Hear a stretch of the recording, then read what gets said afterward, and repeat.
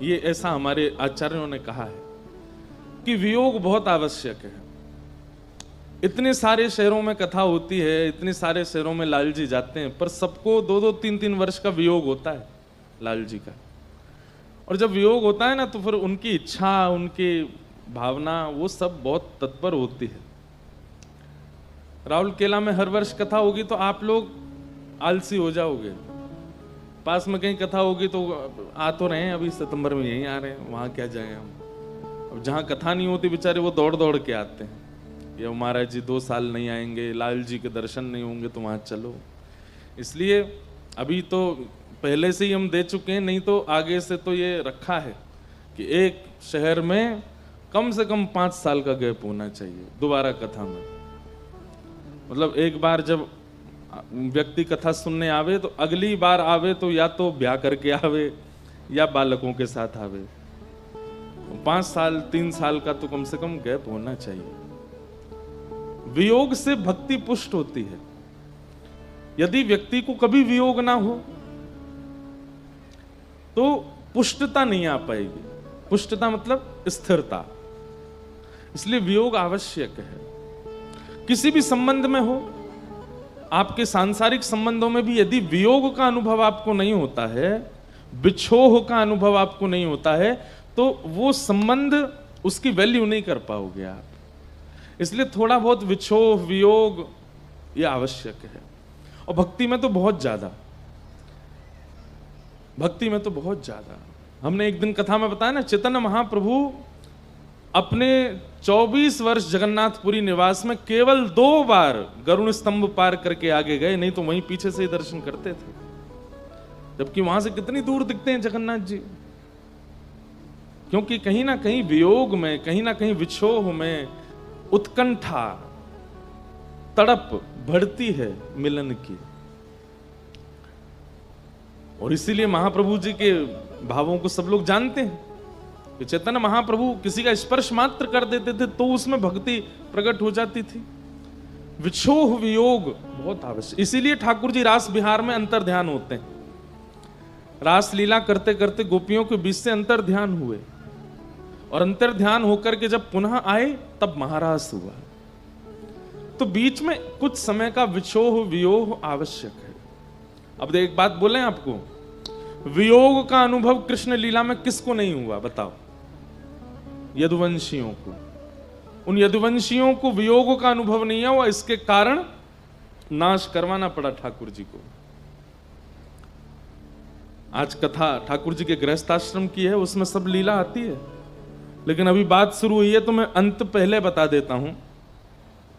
जय महाप्रभु जगन्नाथ की।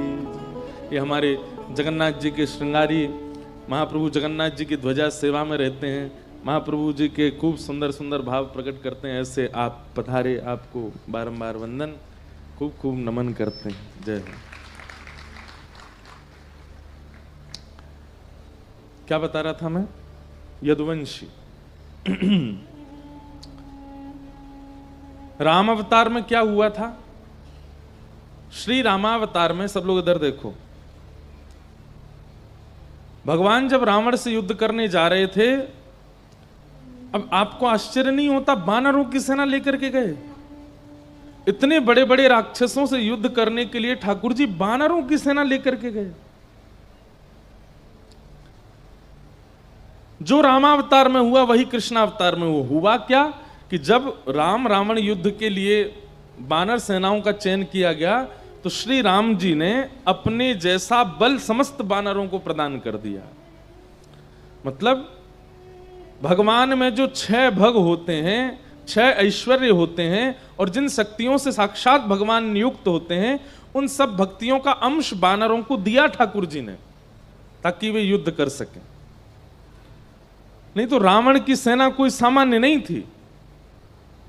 जिनके नगर की रक्षा करने वाली द्वारपाल पे बैठी हुई, द्वार पर बैठी हुई लंकिनी इतनी खतरनाक थी।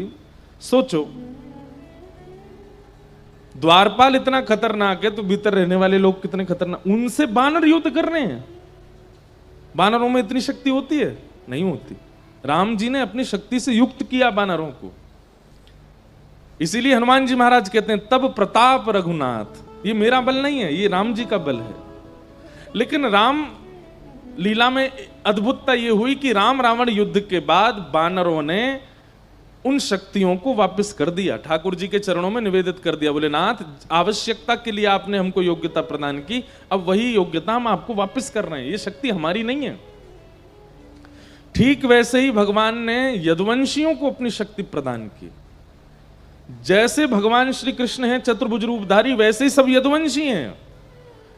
भगवान के दूर के रिश्तेदार यदुवंशी जहां जहां तक हैं, सब भगवान के समान हो गए थे पृथ्वी के भार को हल्का करने के लिए।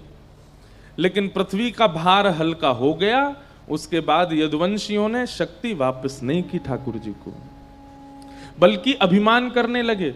किसी के घर में ब्याह है तो वो कहते अरे भैया द्वारिकाधीश कृष्ण को निमंत्रण करना है, तो यदुवंशी क्या कहते, उनको क्या बुलाओगे, हम आ जाते हैं। ये देखो हमारे पास भी सुदर्शन चक्र है, हमारे पास भी चतुर्भुज हैं, हम भी नील मणि जैसे हैं।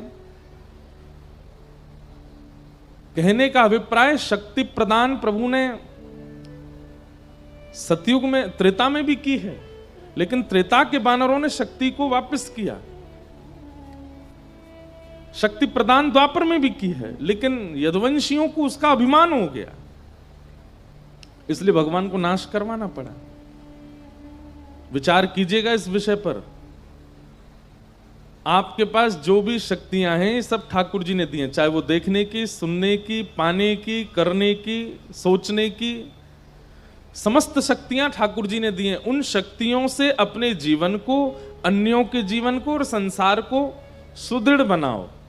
लेकिन जैसे सुदृढ़ होता दिखे, उन शक्तियों को धीरे धीरे ठाकुर जी को निवेदित करते रहो। नाथ, इसकी आवश्यकता अब मुझे नहीं है, ये परिपूर्ण है।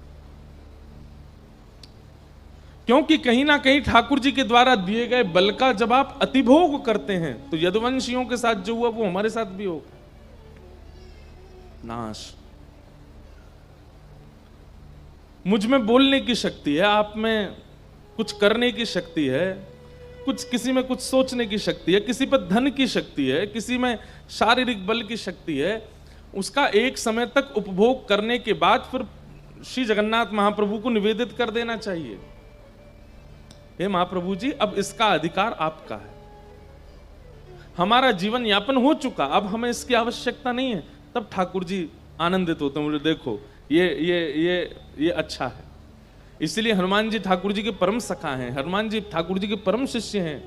क्यों? क्योंकि बल होते हुए भी उस बल का कभी अतिक्रमण नहीं किया अपने जीवन में।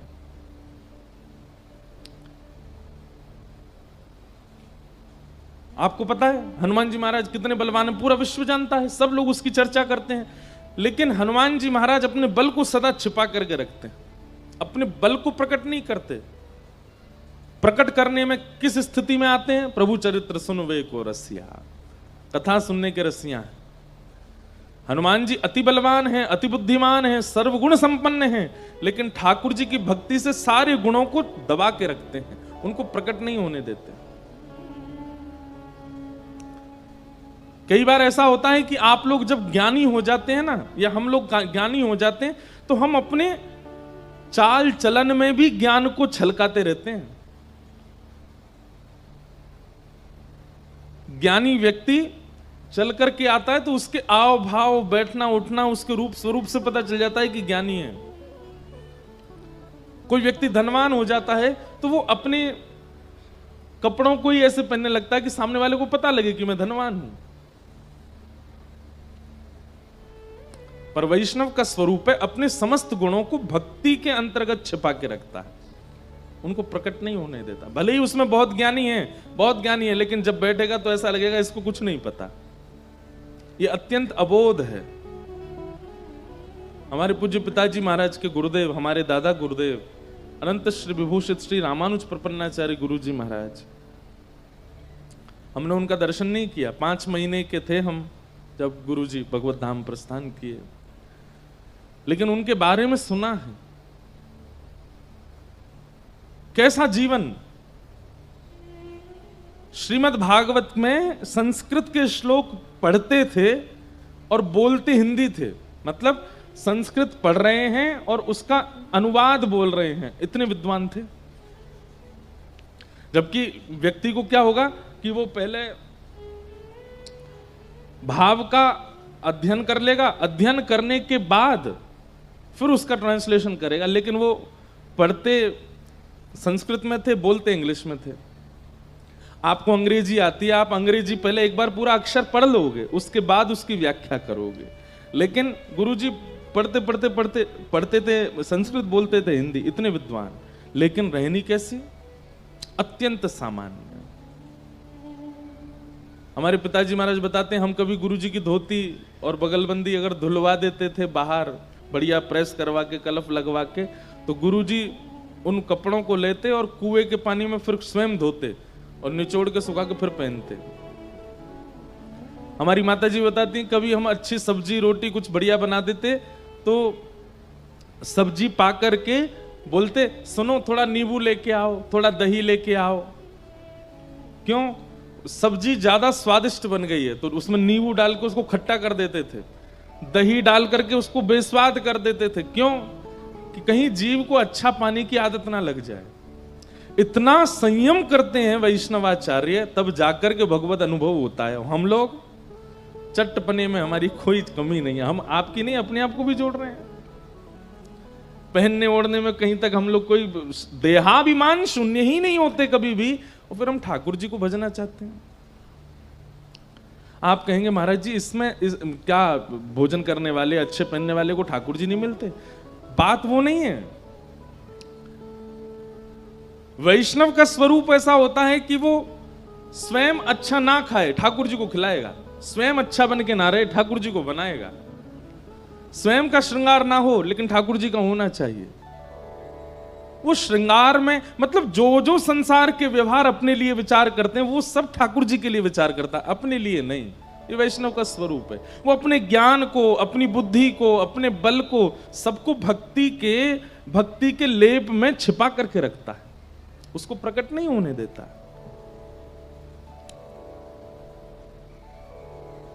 जैसे श्री हनुमान जी, अरे लंका जाने के लिए किसी को याद दिलाना पड़ रहा है हनुमान जी को कि तुम में बल है।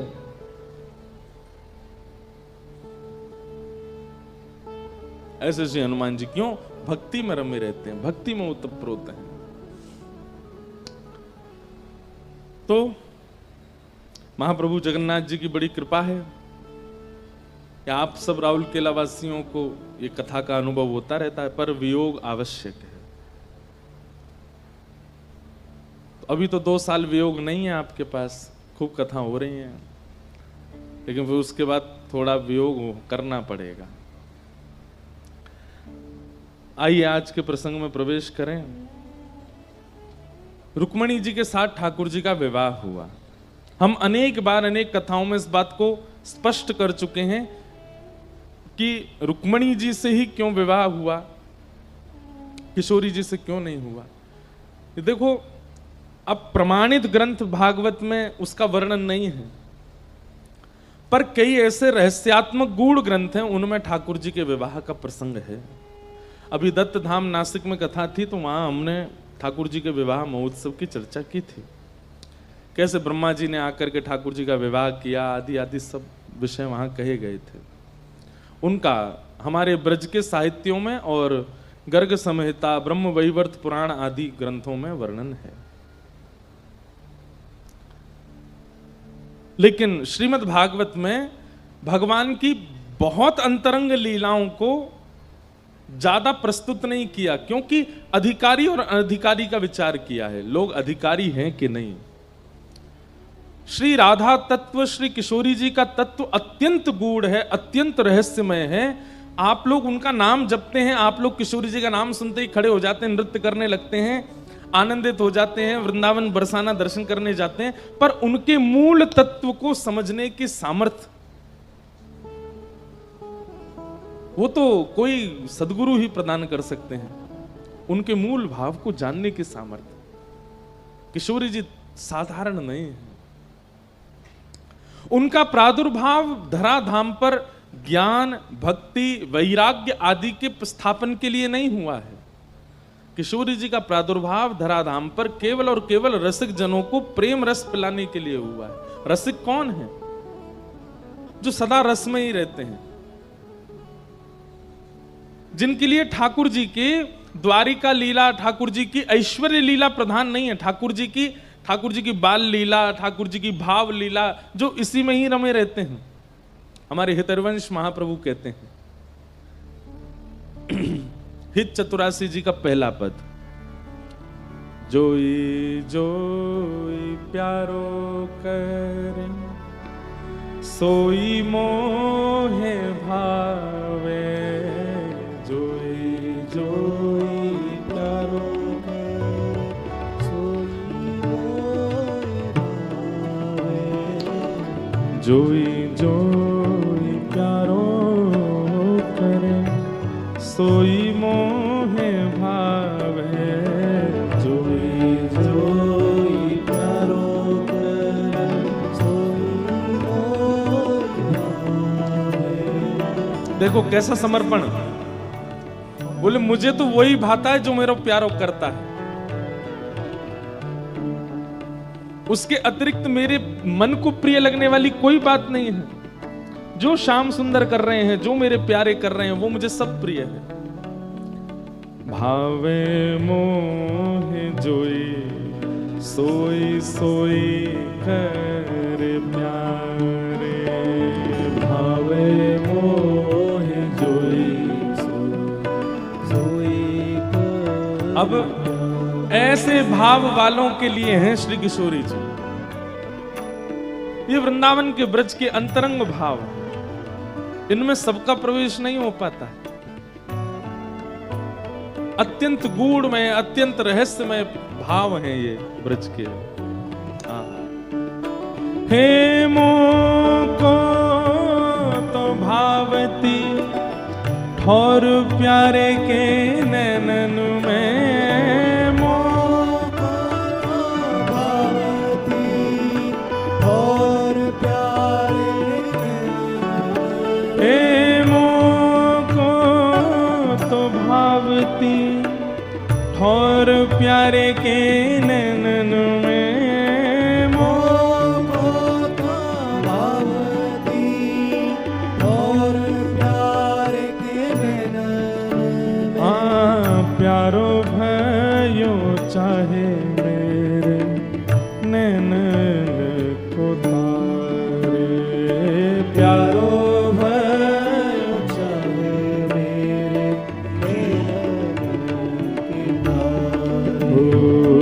जोई जोई प्यारो करे सोई मोहे भावे, जोई जोई प्यारो करे सोई मोहे भावे, भावे मोहे जोई सोई सोई कर प्यारे, भावे अब ब्रज का भाव कैसा है? श्यामा श्याम दोनों सघन वन में विहार कर रहे हैं, और विहार करते करते किशोरी जी की चूनर एक वृक्ष के कांटे में इरज गई है, अटक गई है, फंस गई है। और जैसे ही किशोरी जी की चूनर फंसी है, उस चुनरी को सुलझाने के लिए श्याम सुंदर गए हैं। लेकिन जैसे श्याम सुंदर वहां गए हैं, श्याम सुंदर की काली कमली भी वही में इरज गई है। किशोरी जी भी इरज गई, ठाकुर जी की कमरी भी इरज गई। अब दोनों एक ही वृक्ष के पास खड़े हैं। सब सखियां दूर से निहार रही हैं, और दूर से निहार करके कई सखी कह रही, अरे ये दोनों श्याम सुंदर और किशोरी जी की देखो चुनरी और कमरी फंस गई है, चलो जाके याकू सुलझाए दो। तब बाकी सखी कह रही है, अरे तू काई को आगे जा रही है, तू रहन दे, इर्जी रहन दे। इन दोनों ने इर्जे दो सुरझत नाही, दोनों इरज गए हैं, सुलझ नहीं रहे हैं। गोपियां कह रही हैं, अरे ये दोनों अगर सुलझ जाएंगे तो कोई कहीं को जाएगा, कोई कहीं को, और फिर इनको देखवे के काज सघन कुंज के भीतर जानो पड़ेगा। अच्छा है ना ये यहीं इरझे रहे, ताकि हम लोग यहीं बैठ कर के अपने नेत्रन से इनकी रूप माधुरी को दर्शन करते रहे। इरझे दो सुरझत नाही, इर्झे रहने दो इनको, ताकि जब तक इर्झे रहेंगे तब तक नेत्रों को दिखते रहेंगे। बंधुओं, जैसे हम संसारी जीवों के लिए दर्शन के लिए सुंदर माहौल का होना, सुंदर दृश्य का होना आवश्यक है, ऐसे ही ब्रज के रसिकों के लिए प्रिया प्रियतम ही दर्शन के अधिकारी हैं। नेत्रों से केवल उनको देखते हैं। जैसे हम संसारी जीव कानों से कोई भी संगीत गीत सुनने के इच्छुक होते हैं, ब्रज के रसिक जन कानों से केवल और केवल प्रिया प्रियतम के भाव सुनते हैं। हम संसारी जीवों को अपने जिह्वा से ना जाने कितने रसों के आस्वादन की इच्छा होती है, पर ब्रज के रसिक जन वे तो केवल प्रिया प्रियतम के प्रेम विलास का ही आस्वादन करते हैं। उनकी इंद्रियां और किसी भोग भाव में नहीं रहती हैं। ऐसेों के लिए किशोरी जी का प्रादुर्भाव होगा। इसलिए संसार के लोगों के लिए किशोरी जी का श्रवण करना, स्मरण करना, ध्यान करना, ये सब ठीक है, पर उनको समझने की कोशिश भी मत कीजिए, क्योंकि वो तो रसिकों की चर्चा है, रसिकों को ही रहने दीजिए उसमें। क्योंकि अगर आप समझने का प्रयास करोगे तो इतना संसार जीवन में आ चुका है, किशोरी जी को समझने जाओगे तो अपराध बनेगा, आप समझ नहीं पाओगे। इसलिए जितना आचार्य चरण कभी कभी बता देते हैं व्यास मंचों से अपने प्रवचनों में, उतना बहुत है। जोई जोई प्यारो कर सोई मोहे भावे, जोई जोई प्यारो कर सोई मोहे भावे। हे जय श्री हित हरिवंश हंस हंसिनी सावल गौर, जय श्री हित हरिवंश हंस हंसिनी सावल, हे जय श्री हित हरिवंश हंस हंसिनी श्यामल गौर, जय श्री हित हरिवंश हंस हंसिनी श्यामल। अब देखो हितहरिवंश महाप्रभु क्या कह रहे हैं, बोले जय श्री हित हरिवंश हंस हंसनी श्यामल गौर। हंस गोरे ही होते हैं, लेकिन यहां पर दोनों प्रिया प्रियतम को हंस की उपमा दे रहे हैं। अब श्याम सुंदर यदि हंस हैं तो वो तो सांवले सांवले हंस हैं, और ये दोनों हंस हंसनी जब प्रेम सरोवर में विहार कर रहे हैं तो हितहरिवंश महाप्रभु कह रहे हैं कि भैया नेत्रों से देख करके बताओ इस सरोवर की उपमा को कौन बढ़ा रहा है, गौर हंस या श्याम हंस? क्योंकि जलाशय का वर्ण भी श्याम है, और उसमें जब श्याम हंस आ गए हैं तो कहीं ना कहीं श्याम हंस तो दिख ही नहीं रहे हैं, गौर हंस श्री किशोरी जी का ही दर्शन हो रहा है। अरे बताओ तो इस सरोवर की तरंगों को सुंदर कौन बना रहा है, गौर हंस या श्याम हंस? हे जय श्री हित हरिवंश हंस हंसनी श्यामल गौर, जय श्री हित हरिवंश हंस हंसनी श्यामल गौर। कौन कहे कहो कौन करे जल तरंग निन्यारे, कहो कौन करे जल तरंग। अब इसका कितना सुंदर रूप है। जब प्रिया प्रियतम दोनों जल में विहार कर रहे हैं तो श्याम सुंदर तो दिख नहीं रहे हैं। क्यों? जल का वर्ण भी श्याम है, आकाश का वर्ण भी श्याम है, और उसमें आधे आधे डूबे स्नान कर रहे श्याम सुंदर भी श्याम है। तभी क्या होता है, सूर्य का एक प्रकाश यमुना जी पर पड़ता है, और उस यमुना जी से वह तरंग उठ करके किशोरी जी के मुखमंडल पर पड़ती है, और किशोरी जी के मुखमंडल से वही तरंग जाकर के फिर यमुना जी में पड़ती है, और जिस जगह श्याम सुंदर स्नान कर रहे हैं उस स्थान का यमुना जी का जल गौर वर्ण का हो जाता है। किशोरी जी की छाया पड़ने से उस जगह का जो यमुना जल है, उसकी जो तरंग है वो गौर हो जाती हैं और श्याम सुंदर दिखने लग जाते हैं। किशोरी जी श्याम वर्ण के यमुना जल में विहार करती हैं और किशोरी जी के प्रतिबिंब से यमुना जी का जल गौर हो जाता है और उसमें श्याम सुंदर विहार करते हैं। तब दूर बैठी सब रसिक और सखियां श्याम सुंदर का दर्शन करके कहते हैं, जय श्री हित हरि वंश हंस हंसनी श्यामल गौर, जय श्री हित हरि वंश हंस हंसनी श्यामल गौर। कहो कौन करे जल तरंग निन्यारे, कहो कौन करे जल तरंग निन्यारे। जोई जोई प्यारो कर सोई मोहे भावे, जोई जोई प्यारो कर सोई मोहे भावे। आम भावे मोहे जोई सोई कर प्यारे, भावे मोहे जोई सोई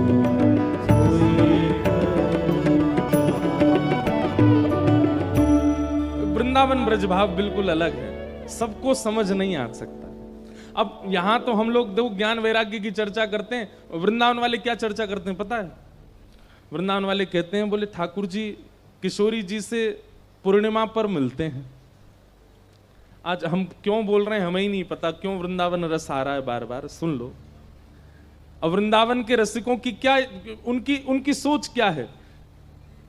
ग्रंथों को पढ़े हुए हैं, बहुत ज्ञानी हैं, व्याकरण शास्त्र आता है, लेकिन उनके चिंतन में क्या चल रहा है?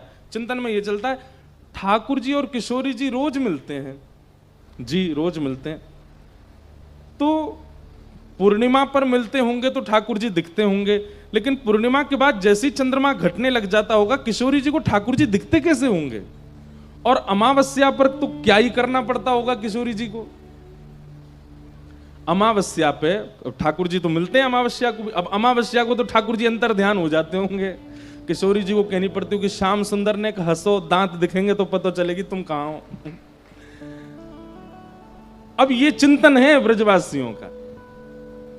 तभी एक हमारी कथा की श्रोता, उसने इतना सुंदर भाव प्रस्तुत किया इस पर, बोले महाराज जी हमें ऐसा लगता है कि अमावस्या के दिन किशोरी जी जब व्याकुल होती होंगी ना, तो किशोरी जी के चित्त की व्याकुलता प्रकृति को अनुभव हो जाती है, वायु को, जल को, थल को, अग्नि को, इन सब को अनुभव हो जाता। अरे किशोरी जी व्याकुल हो रही हैं, तब प्रकृति जुगनुओं को भेजती होगी, जाओ किशोरी जी के पास, और तब उड़ते हुए जुगनू आते होंगे और किशोरी जी के सन्मुख जैसे ही जुगनू आते होंगे, किशोरी जी एक एक जुगनू को उठा करके ठाकुर जी के, अब जुगनू में कितना प्रकाश होता है, एक जगह जुगनू बैठता है तो केवल उतनी जगह का ही प्रकाश होता है, अनेक जुगनू आ गए, किशोरी जी व्याकुल हैं, श्याम सुंदर दिख नहीं रहे हैं, तभी जुगनुओं का भंडार उड़ता हुआ आया और किशोरी जी के सन्मुख मानो जैसे थाल में मोती आ गए हो कि श्रृंगार करो, और किशोरी जी एक एक जुगनू को उठा रही हैं, एक को कान पे बैठाया तो यहां से कान दिखने लगे, एक को मुकुट पर बैठाया तो यहां से मुकुट दिखने लगा, मोतियों के ऊपर सजाया तो मोती दिखने लगे, गाल पर भी दो दो बैठा दिए तो गाल भी दिखने लगे। यहाँ जो पत्रावली ठाकुर जी बनाते हैं उन पर भी एक एक ऐसे जुगनू आसपास छोड़ दिए, वो बैठ नहीं रहे हैं, वो आगे पीछे थोड़े ऐसे उड़ रहे हैं, ठाकुर जी का मुखमंडल दिखे। सर्वांगण श्री अंग पर जुगनुओं को विराजमान किया। आहा, त्रिभंग ललित श्याम सुंदर जुगनू बिहारी बने हैं आज। कौन ने बनाए? किशोरी जी ने बनाए। और जैसे ही श्याम सुंदर की इस छवि को देखा, अमावस्या के चंद्रमा ने विचार किया, धिक्कार है हमको कि हम आज अदृश्य हैं। तुरंत महादेव से प्रार्थना की कि हमारे श्राप को दूर करो। श्राप लगा ना चंद्रमा को कि एक दिन अदृश्य होगा। महादेव कहते हैं कैसे दूर कर दें तुम्हारे श्राप को? बोले अरे देखिए ना, श्याम सुंदर को देखने के लिए किशोरी जी को इतना श्रम करना पड़ रहा और हम अमावस्या बने बैठे हैं। हे महादेव, आज हमको कैसे भी आप पूर्णिमा बनाओ। तब महादेव आते हैं और आकर के एक दिन के लिए अमावस्या के चंद्रमा का श्राप दूर कर देते हैं और अर्धरात्रि में अमावस्या के दिन कुछ क्षणों के लिए किशोरी जी को दर्शन हो जाए, इसलिए पूर्णिमा का चंद्रमा प्रकट हो जाता है और किशोरी जी लाल जी के साथ रास विहार करते हैं। ये है वृंदावन रस। वहां पर कोई इच्छा नहीं, बस प्रिया प्रियतम का ही चिंतन करते रहते हैं। ये कैसे सोते होंगे, ये कैसे उठते होंगे, ये मिलते कैसे होंगे। अब एक जगह हमारे यहां पद है, किशोरी जी सखियों के साथ, ठाकुर जी सखाओं के साथ। अब भाई प्रेम में भले ही सबको पता है कि ये प्रेमी हैं, लेकिन फिर भी सबके सन्मुख तो संकोच ही होता है ना। आजकल के बच्चों को नहीं होता, वो बात अलग है। आजकल के बच्चों बिल्कुल संकोच नहीं करते। हमारी कहीं कथा थी तो दो आए दंपति, युवा ही थे, 25-26 साल के होंगे, तो प्रणाम किया। अब मेरे को संकोचों में क्या कहूं, ये बहन भैया हैं कि पति पत्नी है, कौन है। मैंने कहा अच्छा कहाँ से आए। महाराज जी यहीं से आए हैं, हम दोनों पढ़ते हैं साथ में। अब मैं मन में सोचूं एक ही परिवार से भैया बहन छोड़ दिए हैं, हॉस्टल में हो सकता है हूँ मिलने। मैंने कहा अच्छा क्या पढ़ते हैं आप। बोले ये इंजीनियरिंग करता है और मैं अभी सीए की पढ़ाई कर रही हूँ। मैंने कहा अच्छा एक ही घर में रहते हैं। नहीं नहीं नहीं महाराज जी, ये मेरे प्रेमी हैं। मैंने कहा अच्छा। मैंने कहा ब्याह हो गया आपका। बोले नहीं ब्याह नहीं हुआ, पर हम साथ ही रहते हैं। मैंने कहा ब्याह की क्या योजना। ब्याह की अभी योजना नहीं, ऐसी अच्छा लग रहा है। मैंने वाह हमसे क्या चाहिए। बोले हम रोज आपकी कथा सुनते हैं। मैंने कथा सुन के ब्याह की इच्छा नहीं हो रही आपकी। ये नहीं होता कि संग चलें, धर्म का पालन करें। नहीं महाराज जी अभी। मैंने कि भाई देखो, अब कथा सुनकर के अगर धर्म पालन की इच्छा हो तो कथा सुनो, और तुम ये सब ही करना है खुले में ऐसे। मैंने कहा ये तो अच्छा नहीं है।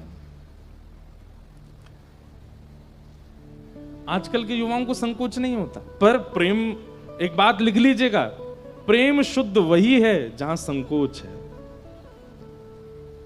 पति पत्नी के बीच में संकोच है, प्रियतम प्रियतमा के बीच में थोड़ा संकोच है। अगर संकोच नहीं है, सब स्पष्ट है, सब खुला है, तो वहां प्रेम टिक नहीं पाएगा। संकोच करना चाहिए थोड़ा।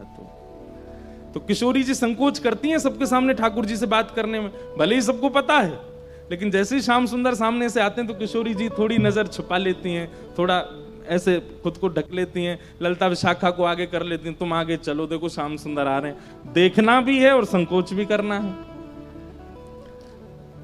तो कहते हैं फिर श्याम सुंदर से बात कैसे होती है किशोरी जी की, क्योंकि सुबह तो संकोच करती हैं और शाम को एक ही स्थान पर रासलीला भी हो जाती है।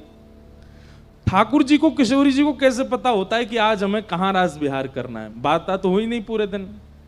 इतना सुंदर भाव हमारे ब्रज के रसिक वर्णन करते हैं। बोले किशोरी जी श्रृंगार में भाव प्रकट करके आती हैं। कैसे? श्रृंगार करते समय विचार करती हैं कि आज श्याम सुंदर से कहां मिलें। बोले शाम को एक तालाब है जिसमें कमल खिले हैं, उसके तट पर मिलेंगे। तो आज किशोरी जी कैसे वर्ण के वस्त्र पहनती हैं? बोले नीले वर्ण के वस्त्र पहनती हैं। इससे ठाकुर जी को संकेत हो जाएगा ये तालाब या नदी का संकेत कर रही हैं। और उसी में कुछ गुलाबी गुलाबी जो आकृति बन जाती हैं, उससे ठाकुर जी को संकेत हो जाए, ओहो नदी पे नहीं मिलेंगी, नदी में कमल नहीं होते, कमल तो तालाब में होते हैं, तालाब पे मिलेंगी। ठाकुर जी दूर से किशोरी जी का श्रृंगार देख के यही अनुभव करते हैं, मिलेंगी कहां। अब ठाकुर जी विचार करते हैं कि भाई तालाब तो बहुत हैं और बहुत तालाबों में कमल हैं, कौन से वाले तालाब पर मिलेंगी, उसका संकेत कैसे हो। तो किशोरी जी कानों में जो कुंडल पहन करके आई हैं, उनमें थोड़े थोड़े या तो मयूराकृति बनी हुई है, तो मयूराकृति से ठाकुर जी समझ, अच्छा जिस तालाब के पास मोर ज्यादा रहते हैं वहां मिलेंगी। या फिर कभी कभी कुंडलों में तोते बने हुए हैं, तो ठाकुर जी समझ, अरे जहां सुख ज्यादा हो वहां मिलेंगी। तो श्रृंगार से ठाकुर जी अनुमान लगा लेते हैं कौन सा तालाब है, कौन सा स्थान है जहां आज रास विहार होगा। उसके बाद ठाकुर जी ये संकेत पूछ रहे हैं कि हम अकेले आए कि मधुमंगल श्रीदामा इन सबको संग लेके आए।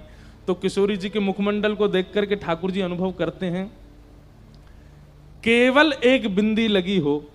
तो किशोरी जी संकेत कर रही हैं किसी को नहीं लाना है, एकांत मिलन होगा।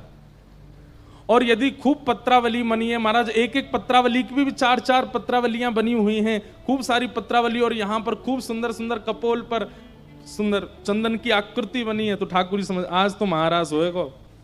मधुमंगल श्रीदामा को ठाकुर आज तैयार रह जाइयो, रात में आनो है, देखो किशोरी जी ऐसो भरो श्रृंगार करके आई हैं, या तो संकेत कर रही हैं कि आज शाम को रास बिहार होएगा। और जिस दिन किशोरी जी को नहीं मिलना होता उस दिन अटपटे तो वस्त्र पहने आती हैं, बहुरंगी वस्त्र, नीले, गुलाबी, हरे, बैगनी। ठाकुर जी सोच में पड़ जाते हैं, भैया क्या संकेत कर रही हैं, समझ में ही नहीं आ रहा। और मुखमंडल पर एक भी पत्रावली नहीं होती। अब ठाकुर जी सोच रहे हैं कि भाई ये क्या संकेत है।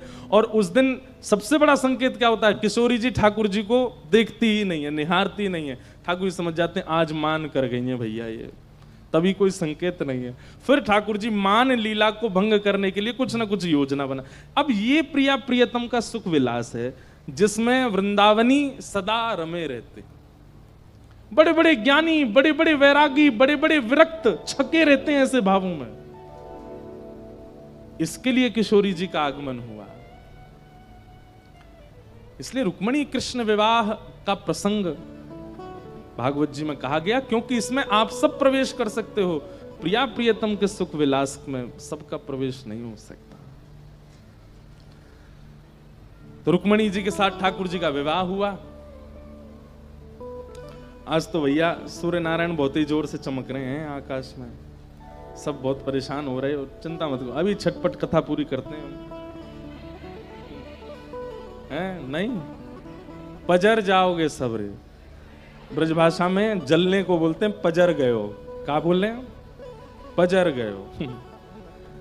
तो भगवान के रुक्मणी जी के साथ में विवाह हुआ, क्योंकि मूल तत्व तो नारायण है। नारायण का विवाह लक्ष्मी से होता है।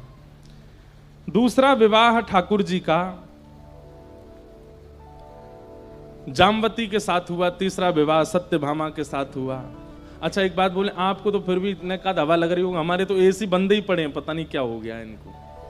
अब हम ऐसे तो बोल नहीं सकते ठीक करो, तो ऐसे ही बता रहे हैं।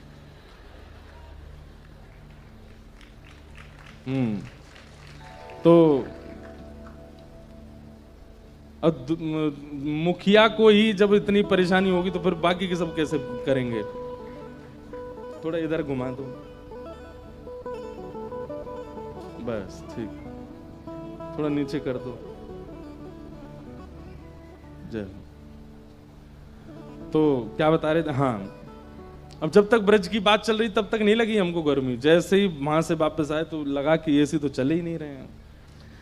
रुक्मणी जी के साथ में विवाह हुआ। दूसरा विवाह ठाकुर जी का जामवती के साथ, तीसरा सत्यभामा के साथ, चौथा कालिंदी यमुना के साथ। भगवान के बंधुओं ये अष्ट प्रमुख विवाह हैं, बहुत ध्यान से सुनिएगा। ये आठों पत्नियां कौन कौन हैं? 5 तो प्रकृति हैं, पृथ्वी, अग्नि, जल, वायु, आकाश। और 3 जो हैं ये भीतर की प्रकृति है, मन, बुद्धि और अहंकार। ये भगवान की अष्टपटरानियां। ठाकुर जी ने देखा जाए तो विवाह नहीं किया है, अपनी ही बनाई हुई प्रकृति पर अपने नाम छोड़ दिए। जैसे हम प्रॉपर्टी खरीद लेते हैं, बहुत दिनों तक वो लावारिश पड़ी रहती है, लेकिन जब दिखता है दूसरों की नजर पड़ रही है तो फिर हम उसकी बाउंड्री करवा के बाहर लिखवा देते हैं ये अमुक व्यक्ति की प्रॉपर्टी है। ठीक वैसे ही ये पंच तत्व बाहर के, पृथ्वी, अग्नि, जल, वायु, आकाश, और 4 तत्व हमारे भीतर हैं। 5 बाहर, 4 भीतर। 4 भीतर कौन से हैं? मन, बुद्धि, चित्त और अहंकार। अंतःकरण चतुष्ट है। इनमें चित्त तत्व जो है ये परमात्मा है, तो बच्चे भीतर के 3 और बाहर के 5। ये भगवान की अष्टपटरानियां हैं। ठाकुर जी ने प्रकृति से विवाह किया। रुक्मणी जी जो हैं ये अग्नि तत्व हैं, यमुना जी जो हैं ये जल तत्व हैं, कालिंदी। सत्यभामा जो हैं ये पृथ्वी तत्व हैं। इसीलिए भौमासुर नाम के राक्षस को मारने के लिए ठाकुर जी गए, जो कि पृथ्वी का ही बेटा है। तो जब भौमासुर का जन्म हुआ तो पृथ्वी ने कहा, नाथ मेरे पुत्र को कभी मत मारना, क्योंकि किसी ज्योतिषी ने कहा कि आप उसे मारोगे। तब भगवान बोले, जब तक तुम नहीं कहोगे तब तक नहीं मारेंगे। पृथ्वी ही भगवान की पत्नी सत्यभामा बनकर के आई, और जब भगवान भौमासुर को मारने के लिए गए तो सत्यभामा ने ही आज्ञा दी, बोले नाथ इसको मार दीजिए।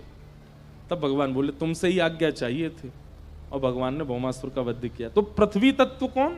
सत्यभामा। इस प्रकार ये अष्ट प्रकृति भगवान की अष्टपटरानी। अब आती है बात 16,100 कौन है? तो वेद मंत्रों में, उपासना कांड में जो भगवत उपासना के 16,100 मंत्र हैं, आपके हाथ में पुष्प दिया गया और पुष्प देकर के कहा गया वंशी धारण करने वाले परमात्मा का स्मरण करो। वंशी विभूषित करा नवनीर दाबात पीतांबरा अरुण बिंब फला धरुष्ठात पूर्णेन्दु सुंदर मुखा अरविंद नेत्रात कृष्णात परम किमपि तत्त्वमहं न जाने। भगवान श्री कृष्ण का स्तवन करने के लिए जिस मंत्र का उच्चारण किया गया, ऐसे 16,100 मंत्र कृष्ण उपासना के, वे सब भगवान की पत्नी बन करके आए और उनसे ठाकुर जी ने विवाह किया। तो देखा जाए तो किसी भी स्पष्ट जीव से ठाकुर जी ने ब्याह नहीं किया। अपनी उपासना के 16,100 मंत्र और अष्ट प्रकृति से भगवान ने विवाह किया। ये हैं 16,108 भगवान के विवाह हुए। भगवान की दिनचर्या का और ग्रहचर्या का वर्णन किया गया। ठाकुर जी की दिनचर्या बताई गई। ठाकुर जी सुबह सुबह उठ जाते हैं भोर में, और भोर में उठ करके स्नान ध्यान करके सबसे पहले ठाकुर जी ध्यान में बैठते हैं। आप कहेंगे ठाकुर जी किसका ध्यान करते हैं?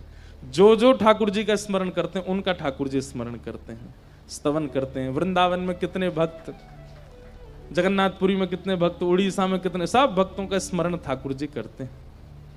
और सब भक्तों का स्मरण करने के पश्चात फिर ठाकुर जी अपने पांचजन्य शंख का नाद करते हैं द्वारिका में। पांचजन्य शंख के नाद के बाद भगवान गौशाला जाते हैं, गौ सेवा करते हैं, फिर आकर के बाल भोग पाते हैं। फिर अपनी स्वधर्मा सभा में बैठ करके द्वारिका में क्या हो रहा है क्या नहीं हो रहा सबका ब्यौरा लेते हैं। फिर मध्याह्न भोजन ठाकुर जी बड़े बड़े संत और जो आए हुए होते हैं द्वारिका में उनके साथ बैठ करके करते हैं दोपहर का भोजन। रात्रि में फिर ठाकुर जी एक बार द्वारिका भ्रमण के लिए जाते हैं और रात्रि में फिर परिवार को समय देकर उनके साथ प्रसाद पाके शयन करते हैं। इस प्रकार एक सामान्य सी दिनचर्या भगवान द्वारिकाधीश की बताई गई। ग्रहचर्या का वर्णन किया गया। ठाकुर जी घर में कैसे रहते हैं, पर्सनल लाइफ कैसी चल रही है ठाकुर जी की, इसका वर्णन श्री नारद जी महाराज ने किया। नारद जी बोले मैं ठाकुर जी के गृहस्थाश्रम को देखने गया कि ठाकुर जी पत्नियों के साथ कैसे रहते हैं। कहते हैं बोले ऐसे कोई गृहस्थी नहीं रहता होगा जैसे ठाकुर जी रहते हैं। रुक्मणी जी के भवन में मैंने जाकर के देखा कि ठाकुर जी बैठे हैं और रुक्मणी जी भोजन पवा रही हैं, ठाकुर जी बातें कर रहे हैं, बीच बीच में पाते हैं और एक एक ग्रास रुक्मणी जी को पवाते हैं। दूसरे भवन मैंने सत्यभामा जी के में जाकर के देखा तो ठाकुर जी सत्यभामा जी के केश गूंद रहे हैं, ऐसा प्रेम प्रवाह कर रहे हैं। जब मैं जामवती के कक्ष में गया तो वहां मैंने देखा कि ठाकुर जी अपने बालकों के साथ खेल रहे हैं और जामवती बड़ी खुश हो रही हैं देख करके। जब कालिंदी के कक्ष में गया तो ठाकुर जी भी सांवले हैं और यमुना जी भी सांवली हैं, तो ये दोनों एक दूसरे का श्रृंगार कर रहे हैं। नारद जी कहते हैं मैं इतनी द्रुत गति से दौड़ता था कि अगले भवन में ठाकुर जी नहीं मिलेंगे, क्योंकि वो तो कालिंदी के साथ हैं, वो तो रुक्मणी के साथ हैं। लेकिन अंत में मुझे पता चला कि ठाकुर जी तो 16,108 रूप बना के एक एक पत्नी के साथ एक साथ निवास करते हैं और सबको सुख देते हैं, अपने गृहस्थाश्रम का पूर्ण निर्वहन करते हैं। मैं परमात्मा हूं, मैं परब्रह्म हूं, मैं बहुत व्यस्त हूं, मैं समय नहीं दे सकता, ये व्यवहार नहीं है ठाकुर जी का। सबको समय देते हैं, सबके साथ उचित व्यवहार करते हैं। नारद जी ने भगवान के ग्रहचर्या का दर्शन किया। कहीं कहीं ठाकुर जी के कलह भी हो रहे हैं, वो भी नारद जी ने देखे। कैसे कलेश हो रहे हैं ठाकुर जी, जबरदस्ती लड़ रहे हैं ठाकुर जी। किससे लड़ रहे हैं? एक प्रणय कलह तो रुक्मणी जी के लिए ही आता है भागवत जी में। भगवान बोले ये कभी गुस्सा ही नहीं होती हम पे, ये रुक्मणी आज तक इतने साल हो गए हमारी शादी को, इसको गुस्सा क्यों नहीं आता है? तो एक दिन ठाकुर जी बोले रुको, हम इसको गुस्सा दिलाएंगे आज। तो भगवान बोले हे रुक्मणी जी, बोले जी आज बढ़िया दाल भात बनाना, हम शाम को आके पाएंगे। रुक्मणी बोली जो आज्ञा। और ठाकुर जी बोलते हैं तो और आनंद से बनाते हैं सब। 4-5 प्रकार के भात बनाए, केसर वाले भात, मीठे भात, नमकीन भात, सादा भात, दाल आदि बनाई। ठाकुर जी जैसे शाम को आए तो पहले ही सोच के आए कि मुझे लड़ना है रुक्मणी से। जैसे थाली पर बैठे तो रुक्मणी जी ने परोसा। ठाकुर जी बोले अब हमारा मन नहीं कर रहा भात खाने का, तुम तो रोटी बना के ले आओ। रुक्मणी जी अच्छा कोई बात नहीं अभी लाती हूँ, रोटी बना के लिए आई। लीजिए रोटी अब रोटी का मैं पराठा बनाऊं। रुक्मणी जी बोली पराठा बना देते, पराठा बना करके ले आए। सुनो देवी मुझे भूख ही नहीं लग रही, मैं तो सोने जा रहा हूं। रुक्मणी जी बोली कोई बात नहीं आप सहन कर लो, इतनी सुबह से बना रही हैं सब कुछ। लेकिन रुक्मणी जी को फिर भी क्रोध नहीं आया। ठाकुर जी पौड़ गए, रुक्मणी जी चरण दबाने लगी। थोड़ा धीरे दबाओ ना, बहुत तेज दबा रही हो। रुक्मणी जी धीमे धीमे दबाने लगी। अब अभी भी तेज दबा रही हो, और धीमे दबाओ। रुक्मणी जी बिल्कुल स्पर्श कर रही हैं। अरे मेरे पांव में दर्द हो रहा है, थोड़ा धीरे दबाओ। रुक्मणी जी हाथ ऊपर करके अपनी छाया से दबा रही हैं। ठाकुर जी कह रहे हैं नहीं मानोगी तुम अभी। बोले मैं स्पर्श ही नहीं किया, आप क्यों नाटक कर रहे हो इतना। अब देवी मुझे तो भूख लग रही है, मैं तो पाऊंगा। बोले चलो पालो। अंत में ठाकुर जी ने हाथ पकड़ा, तुम क्रोध क्यों नहीं कर रही हो हम पे, हम तुमसे इतना लड़ने का प्रयास कर रहे हैं, ये करते हो, तुम लड़ती नहीं हो हमसे। रुक्मणी जी कहती हैं जिसको श्याम घन प्राप्त हुए हों, जिसको ऐसा अमूल्य रत्न प्राप्त हो गया हो, उसकी हर अवस्था स्वीकार है। अभी चतुरासी जी का पद है, जोई जोई प्यारो करे सोई मोहे भाव। ठाकुर जी को जब किसी से अत्यंत प्रेम होता है ना, तो ऐसे ही परेशान करते हैं। और व्यक्ति परेशान हो जाता है ना, तो ठाकुर जी कहते हैं फेल हो गया। लेकिन उनके अनेक प्रयास करने पर भी सामने वाला परेशान ना हो। जैसे राखो तैसे रहूं, आप जो करना चाहो कर लो, हम परेशान नहीं होंगे। ठाकुर जी को वही प्रिय होता है। अंत तो गत्वा रुक्मणी जी के इस प्रेम को ठाकुर जी ने स्वीकार किया। रुक्मणी जी ने कभी क्रोध नहीं किया ठाकुर जी पर। और एक पत्नी है भगवान की सत्यभामा, वो 365 दिन में एक बार प्रेम से बात करती हैं ठाकुर जी से, नहीं तो डांटती ही रहती हैं। ठाकुर जी बहुत डरते हैं सत्यभामा से। लेकिन ठाकुर जी कह रहे हैं भैया गृहस्थ आश्रम, जैसे एक पत्नी में जितने गुण होते हैं ना, भगवान की 16,000 पत्नियों में अलग अलग हैं। एक गुण रुक्मणी में, एक गुण सत्यभामा में, एक गुण जाम्बती में, एक गुण कालिंदी में। लेकिन ठाकुर जी कहते हैं सर्व गुण होने चाहिए गृहिणी में। उससे भय भी होना चाहिए, उसके प्रति प्रेम भी होना चाहिए, उसके प्रति सम्मान भी होना चाहिए, उसके प्रति आदर भी होना चाहिए, उसके प्रति दासत्व का भाव भी होना चाहिए, उसके प्रति प्रभुत्व का भाव भी होना चाहिए। सब भाव भगवान अपने गृहस्थाश्रम में जी रहे हैं, आनंद कर रहे हैं। तभी पांडवों ने राजसूय यज्ञ किया, भगवान को आमंत्रित किया। ठाकुर जी जरासंध के यहां गए, जरासंध को वध करवा करके भीम से 20,000 राजकुमारों को वहां बंदी थे, वहां से मुक्त करवा करके राजसूय यज्ञ में गए। और वहां जाकर के राजसूय यज्ञ में आने वाले लोगों के पादुका उठाने की सेवा ठाकुर जी ने की।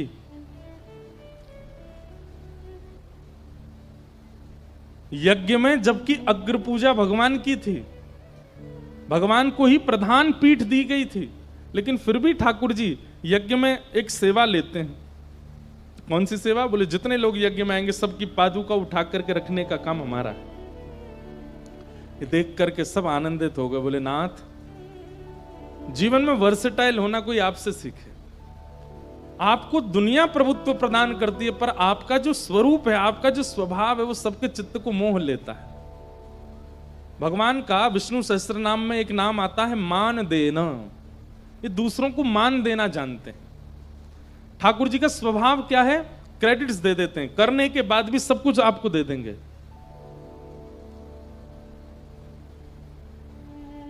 मैं कहूं मैंने 7 दिन कथा सुनाई, मेरी कथा सुन के एक व्यक्ति के जीवन में परिवर्तन हो गया। जगन्नाथ जी मंद मंद मुस्काएंगे, हम बे तेरी कथा से हुआ है। अरे हमारी इच्छा नहीं होती तो तू बोल पाता, हमारी इच्छा नहीं होती तो तेरे जीव में स्वर आ पाता, हमारी इच्छा नहीं होती तो वो सुन पाता, हमारी इच्छा नहीं होती तो वो परिवर्तन कर पाता। लेकिन अच्छा है तुम सब सारे क्रेडिट ले लेते हो। करते सब ठाकुर जी हैं, पर हम लोग अपनी पीठ थपथपाते हैं कि हमने किया। ठाकुर जी का स्वरूप कैसा? मान देना, सबको मान देते,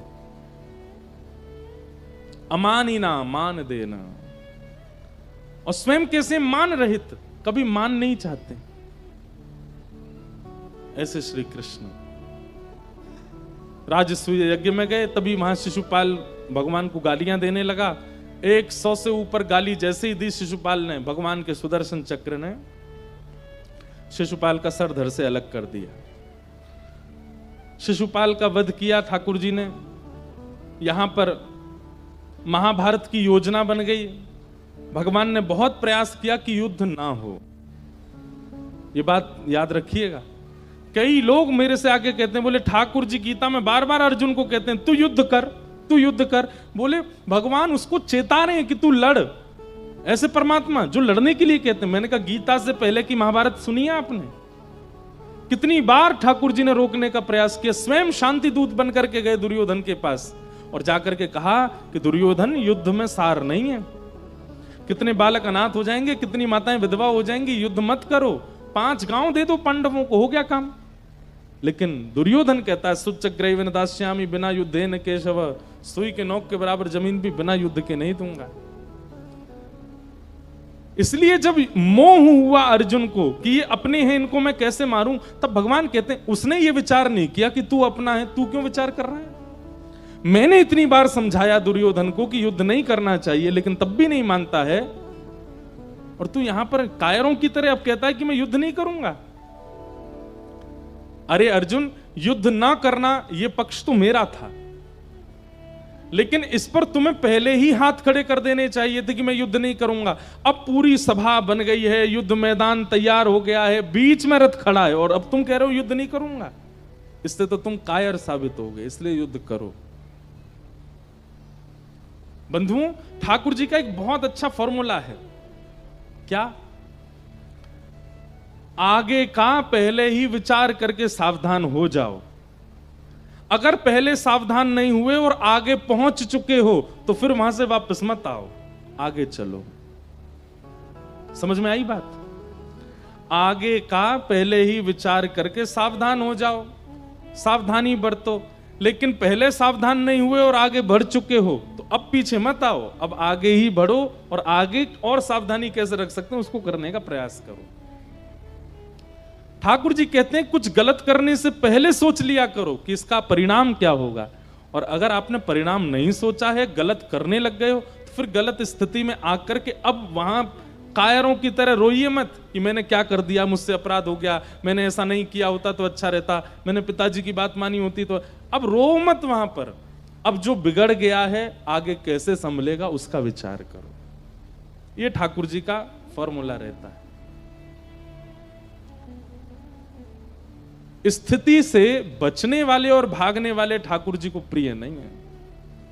स्थिति में डट करके युद्ध करने वाले, उससे जूझने वाले, उसको सॉल्व करने वाले ठाकुर जी को प्रिय होते हैं। भगवान ने अर्जुन के साथ वो करके दिखाया। महाभारत का युद्ध आदि सब हुआ। फिर भगवान के परम भक्त श्री सुदामा जी का चरित्र आया। कृष्णस्यासीत् सखा कश्चित् ब्राह्मणो ब्रह्मवित्तमः विनक्तेन्द्रियार्थेषु प्रशांतात्मा जितेन्द्रिय। भगवान के एक परम सखा हैं जिनका नाम है श्री सुदामा जी महाराज। सुदामा जी 3 गुणों से युक्त हैं। बहुत ध्यान से सुनिएगा, सखा में 3 गुण होने चाहिए। थोड़ी देर और सुनो। वाह अपने आप ही बरस रहे हैं। वो जब किसी के यहां जाते हैं ना, वो ऐसे घुमा के पटाखे फोड़ते हैं। ऐसे कथा के विश्राम में जगन्नाथ जी फोड़ रहे हैं ऊपर से, कहां से आ रहे हैं। तो भगवान के परम सखा श्री सुदामा जी में 3 लक्षण हैं। विरक्तेंद्रिय, प्रशांतात्मा, जितेंद्रिय। अगर ठाकुर जी के प्रति किसी का सख्य भाव है, आप जगन्नाथ जी को अपना सखा मानते हो, तो 3 लक्षण आपके अंदर होने चाहिए। सबसे पहला विरक्तेंद्रिय, अपनी इंद्रियों को केवल और केवल भगवत प्रसाद ही प्रदान करो। कितनी इंद्रियां हैं शरीर में? 10। आंख, नाक, जीव, कान, त्वचा, मुख, हाथ, पैर और 2 गुप्त इंद्रिय। इन 10 इंद्रियों को केवल भगवत आस्वादन कराओ, यह प्रथम लक्षण। मतलब अगर कोई कितना भी अच्छा गा रहा है लेकिन भगवत संकीर्तन नहीं है, मत सुनिए। कोई कितना भी अच्छा बना रहा है लेकिन भगवत प्रसाद नहीं है, मत पाइए। कोई कितनी भी सुंदर जगह ले जा रहा है लेकिन उस सुंदर स्थान पर ठाकुर जी नहीं है तो मत देखिए। भगवत विमुख कोई भी वस्तु का आस्वादन अपनी इंद्रियों को मत करवाइए। और गलती से अगर किसी ऐसी वस्तु का आस्वादन होता है तुरंत नेत्र बंद करके उस वस्तु में ठाकुर जी का भाव रखो। बिना भगवत प्रसाद के, प्रसाद का मतलब केवल जीव से ही भगवत प्रसाद लेना नहीं होता, प्रत्येक इंद्रिय से भगवत प्रसाद। हम देखें भी केवल भगवत भक्तों को, हम सुने भी केवल भगवत भक्तों को, हम पावें भी केवल भगवत भक्तों को, हम मिलें भी भगवत भक्तों से, हम जाएं भी भगवत स्थानों पर। किसी ने डोंगरे जी महाराज से पूछा, दो गुप्त इंद्रियों से भगवत भजन कैसे हो सकता है? इन इंद्रियों से तो हम कर सकते हैं, पर जो गुप्त इंद्रिय अशुद्ध अपवित्र इंद्रियां हैं उनसे भगवत भजन कैसे हो? और आप कहते हैं कि समस्त इंद्रियां अर्पित करो ठाकुर जी को। इतना सुंदर उत्तर दिया डोंगरे जी महाराज ने। महाराज जी कहते हैं, बोले जैसे सुबह उठते ही घर की माताएं पूरे घर को स्वच्छ करती हैं, झाड़ू लगाती हैं, पोंछा करती हैं, बिस्तर संवारती हैं, जो भी खराब है घर में सबको ठीक करती हैं, ठीक वैसे ही ये देह देवालय है। इस देह में जगन्नाथ जी विराज रहे हैं, मेरे अंदर ठाकुर जी रहते हैं। इस भावना से अपने तन के मल और मूत्र का परित्याग करके अपने देह को अंदर से स्वच्छ बनाने की भावना, ये गुप्त इंद्रिय से भगवत भजन है। प्रत्येक इंद्रिय भगवत भजन में लग सकती है। आप सुबह जा ही रहे हैं स्नान आदि शौच के लिए, बस उस समय ये विचार करके चले जाओ कि ये देह देवालय है, जगन्नाथ जी इसमें विराजते हैं, मेरा हृदय ही श्री मंदिर है, वहीं पर ही जगन्नाथ जी बैठे हैं, इसके आसपास जो भी अपवित्रता है मैं उसको स्वच्छ करने के लिए प्रस्थान। इस भावना से आप स्नान आदि शौच के लिए जाओगे तो वो भी भजन है। एक भी इंद्रिय भगवत विमुख भाव में ना रहे, ये सखा का पहला लक्षण होना चाहिए, विरक्त इंद्रिय। श्री हितरवंश महाप्रभु जी का आज स्मरण हुआ। उनकी एक लीला कथा आती है कि हितरवंश महाप्रभु बाल्यकाल से ही ठाकुर जी का महाप्रसाद पाते थे। छोटी सी अवस्था में अगर ठाकुर जी को बिना निवेदित किए जल भी उनकी मां ने पिलाया तो अत्यंत प्यासे हरिवंश बालक भी उस जल को नहीं पीते थे। पहले प्रिया प्रियतम का भोग लगाओ तब पीऊंगा, नहीं तो नहीं पीऊंगा। एक बार की बात, बड़ी मधुर लीला है कि हरिवंश बालक अपने माता पिता के पास सोए थे, रात्रि की बात, छोटे से हैं अभी, तो रात में कभी कभी बालक उठ जाते हैं, रोते हैं, भूख लगती है उनको। ऐसे ही हरिवंश जी उठ गए, रोने लगे, मुझे तो भूख लगी है, मुझे बहुत जोर की भूख लगी है, कुछ खिलाओ। तो इनके पिताजी व्यास मिश्र,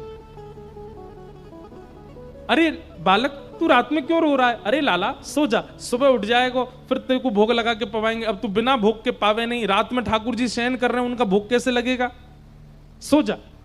नहीं नहीं मुझे तो भूख लगी है, कुछ पाना है, मुझे तो कुछ पाना है। तो इनकी माता जी गई और रसोई से कुछ सामग्री ले आई, सामग्री लाई तो इन्होंने दूर कर दी, नहीं पहले भोग लगाओ। अब बोले ठाकुर जी को उठाएंगे रात को, रात के 12-1 बजे होंगे, उस समय घड़ी तो नहीं थी पर घनघोर रात्रि हो रही थी, और अब ठाकुर जी को उठा के कैसे भोग लगाएंगे? लेकिन बालक इस बात को कैसे समझे, वो तो बाल हटे, रोवे सो रोवे, मुझे तो पाना है, मुझे तो पाना है और भगवत प्रसाद ही पाना है। तो हरिवंश जी की रोने की आवाज ठाकुर जी को सुनाई दे गई और सोते भये श्याम सुंदर उठे। उनके उनके उनके पिताजी के सेवा के ठाकुर जी श्री राधा मोहन जी, युगल सरकार। तो ठाकुर जी उठे, उठ करके श्री जी को उठा रहे, श्री जी उठो। श्री जी कह रहे कहा भयो? देखो ना हरिवंश बालक रो रहा है। क्यों रो रहा है? बोले ये इसको भूख लगी और ये हमारे प्रसाद के अलावा कुछ पाता नहीं, रात में कोई प्रसाद है नहीं।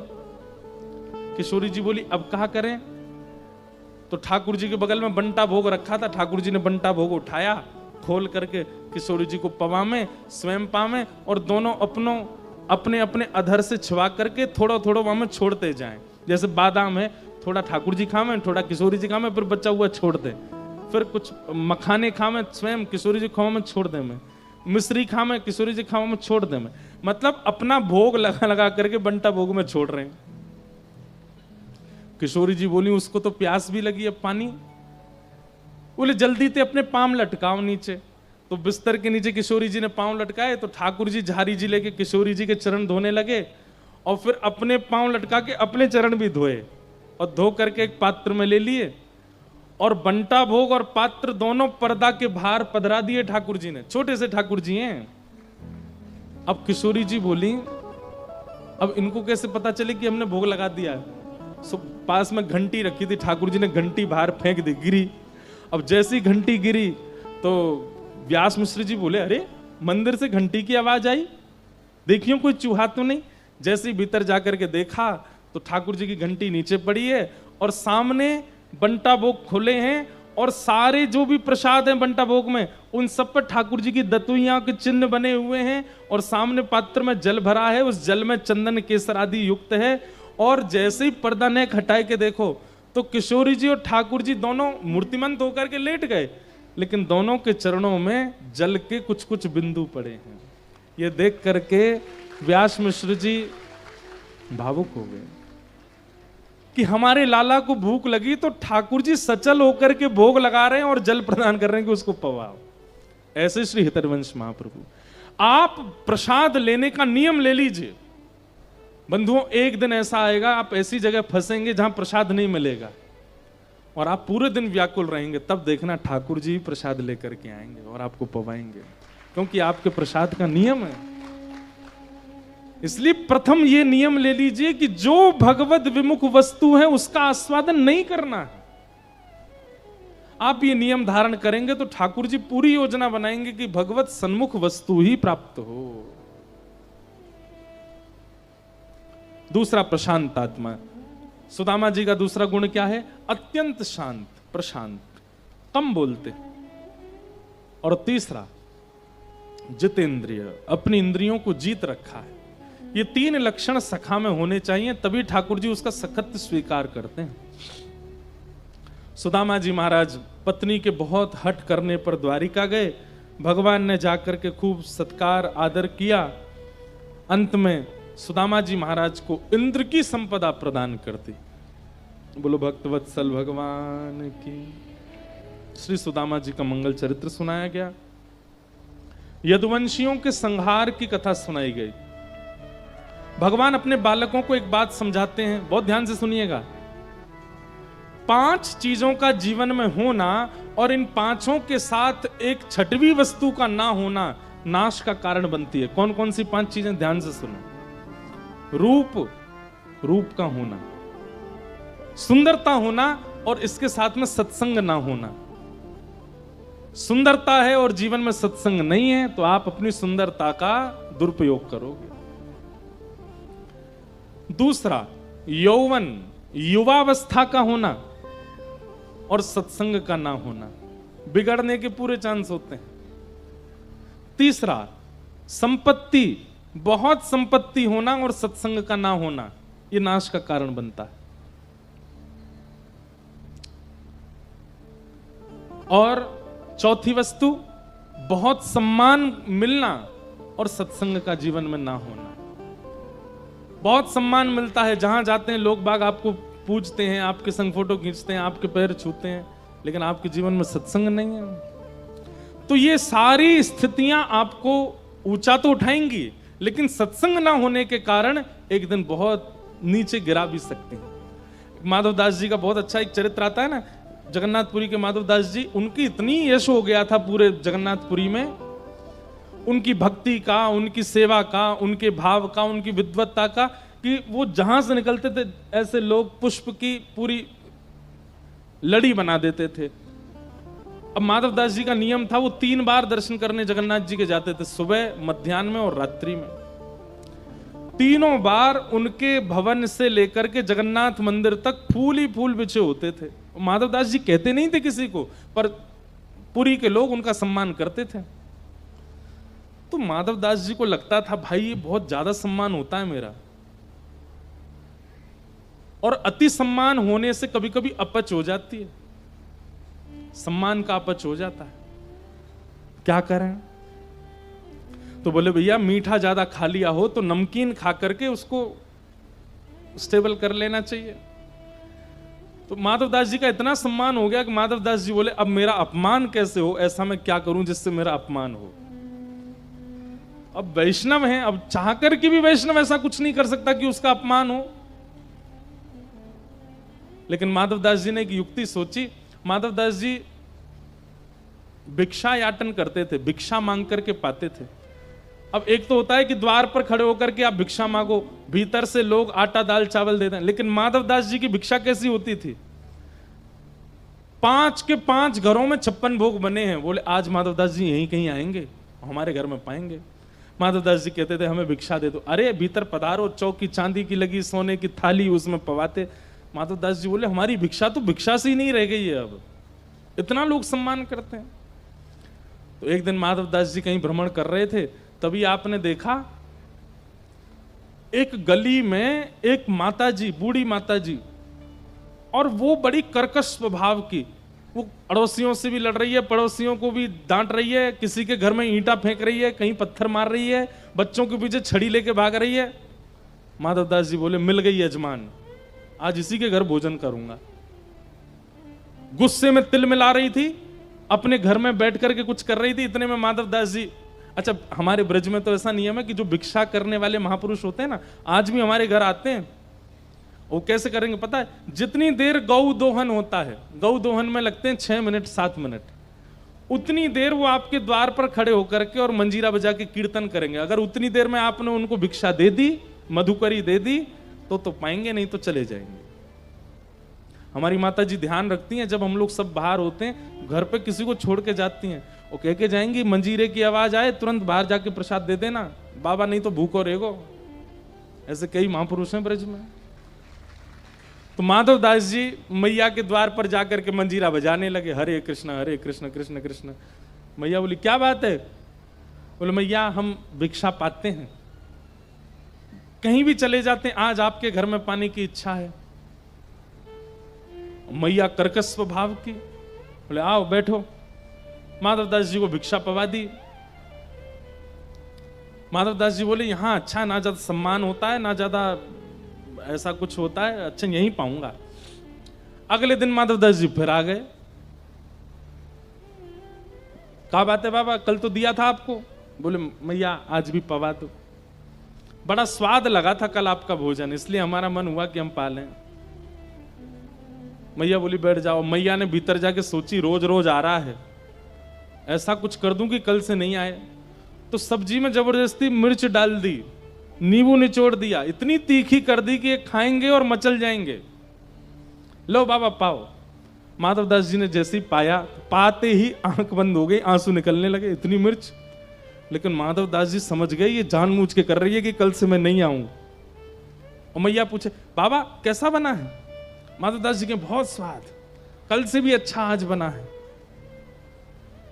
मैया बोली इस पे तो कोई फर्क नहीं पड़ा।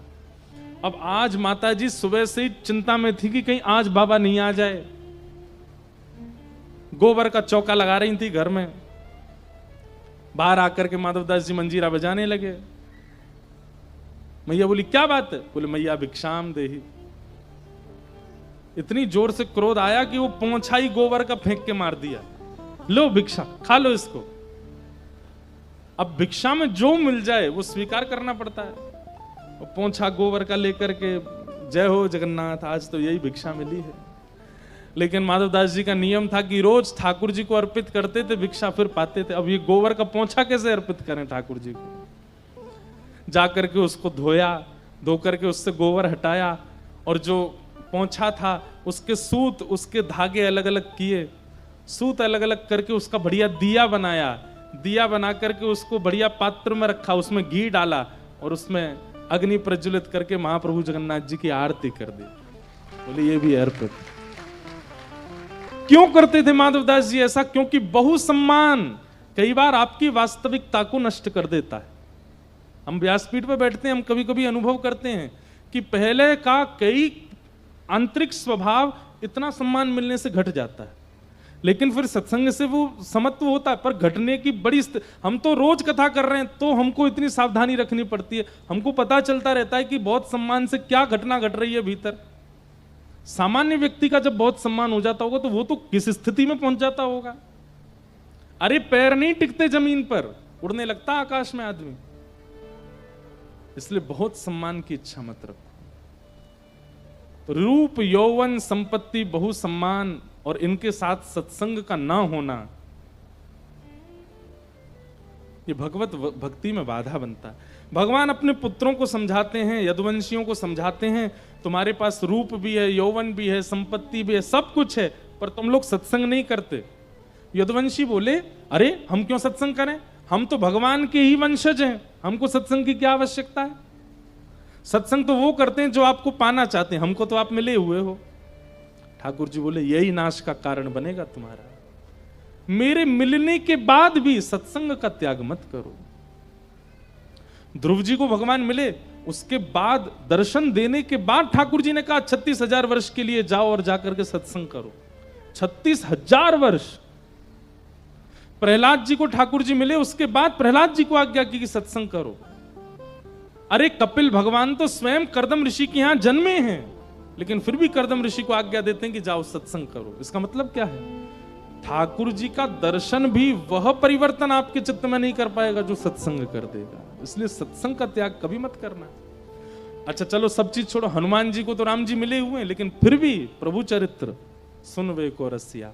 अरे हनुमान जी के स्तवन में कहा जाता है, यत्र यत्र रघुनाथ कीर्तनम तत्र तत्र कृतमस्तकांजलिम बाष्पवारी परिपूर्ण लोचनम मारुतिम नमत राक्षसांतकम। हनुमान जी कहाँ हैं? बोले यत्र यत्र रघुनाथ संकीर्तनम। जहां जहां ठाकुर जी रघुनाथ जी की कथा कीर्तन चल रही होगी, हनुमान जी वहीं बैठे होंगे। जबकि राम जी तो उनके लिए हमेशा द्वार खोल के बैठे, जब चाहे हनुमान जी जा सकते हैं, लेकिन फिर भी हनुमान जी कथा चुनते हैं, दर्शन नहीं। सत्संग बहुत आवश्यक है। भगवान के यदुवंशियों ने नहीं मानी और इसी का कारण हुआ, संतों का अपमान किया और समस्त यदुवंशियों को एक लोह पिंड के द्वारा यदुवंश का विध्वंस होगा ऐसा श्राप लगा। लोह पिंड को घिस करके समुद्र में डाल दिया, एर का नाम की विषैली घास बन गया। यदुवंशी युद्ध करते करते उस घास के संस्पर्श में आए और आपस में लड़ते झगड़ते हुए नष्ट हो गए। दाऊ दादा ने जब ये दृश्य देखा तो ठाकुर जी से कहा, लाला अब मैं तो लीला पूरी करके जा रहा हूं, मैं नहीं देख पा रहा हूं। ठाकुर जी बोले, आप चलो मैं भी आ रहा हूं। और श्री बलराम जी महाराज शेषनाग का रूप धारण करके क्षीर सागर में प्रविष्ट हो गए। बोलो बलराम जी महाराज की। भगवान ने कहा जाते जाते मुझे ज्ञान उपदेश करना है। तभी भगवान प्रभाषित क्षेत्र में गए, वहां पर उद्धव को ठाकुर जी ने भागवत धर्म का उपदेश किया। इतना अद्भुत है भागवत धर्म। ठाकुर जी ने उद्धव जी महाराज के अनेक प्रश्नों के उत्तर देते हुए भागवत धर्म सुनाया। तत्पश्चात भगवान ने उद्धव को आज्ञा दी, उद्धव अब तुम बद्रीनाथ जाओ और वहीं निवास करो। साथ में मैत्री मुनि विराजमान थे, उनको भगवान ने आज्ञा की कि आप हरिद्वार जाइए और वहां मेरे परम प्रिय विदुर जी आएंगे, उनको आप ये कथा सुनाना। इस प्रकार भागवत धर्म को ठाकुर जी ने हम सब तक पहुंचाया।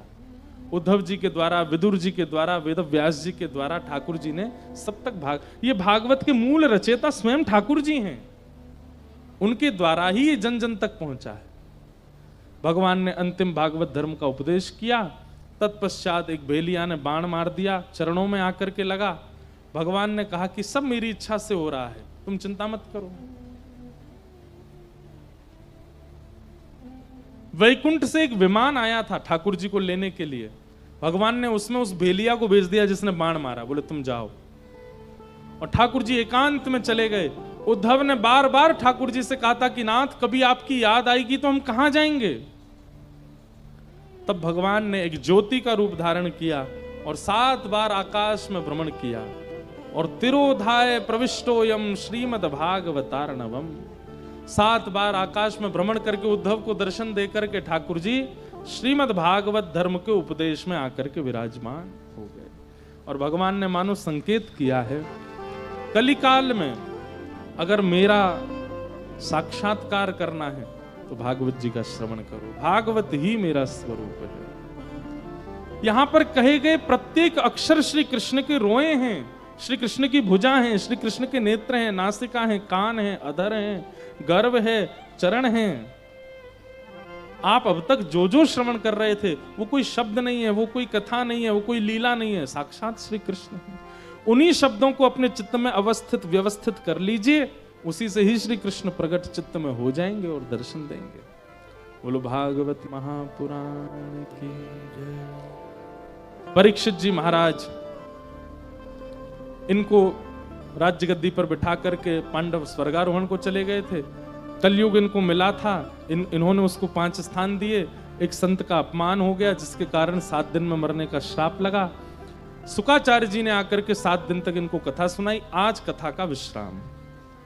श्री सुखदेव जी महाराज कहते हैं, परीक्षित त्वम तु राजन मरिष्येति पशु बुद्धिम इमाम जहि। हमारी मृत्यु नहीं होती, हमारी आत्मा दिव्य है, वो शरीर बदलती है, कभी एक शरीर में कभी दूसरे शरीर में।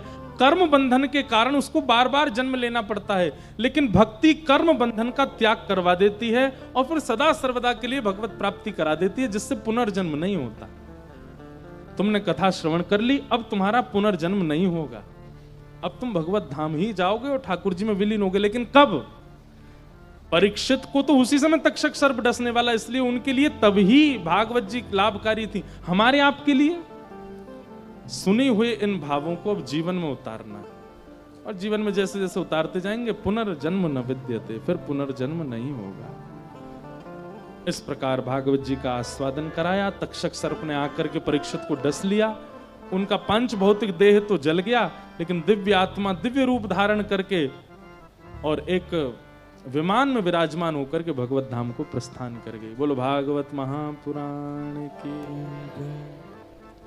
मार्कंडेय ऋषि ने प्रलय काल का दर्शन किया, अनेक अनेक भाव सब सुनाए गए, सबको हम प्रणाम मात्र करते हैं।